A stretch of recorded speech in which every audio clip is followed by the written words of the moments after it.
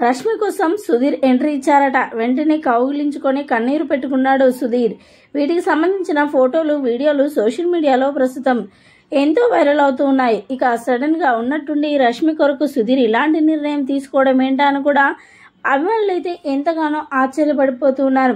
ఇక సుధీర్ గురించి మనందరికీ తెలిసిందే. తన అద్భుతమైన చాకచక్యమైన నటనతో ప్రతి ఒక్కరిని ఆకర్షించుకుంటారు. మరి ముఖ్యంగా లేడీ ఫ్యాన్స్ అంటే మరీ ఘోరంగా ఫ్యాన్ ఫాలోయింగ్ ఉందని చెప్పాలి సుధీర్కి.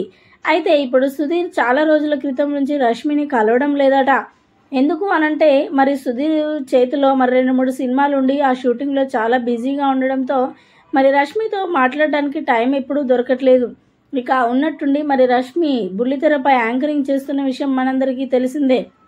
ఇక ఒక ప్రోగ్రామ్కి యాంకరింగ్ చేస్తూ ఉండడంతో సడన్గా ఎంట్రీ ఇచ్చారట సుధీర్ రష్మి కొరకు. ఇక వచ్చి రాగానే వెంటనే రష్మిని చూసి ఊరుకుంటాడా? వెళ్ళి వెంటనే కన్నీరు పెట్టుకుంటూ రష్మిని కౌగిలించుకున్నాడట సుధీర్.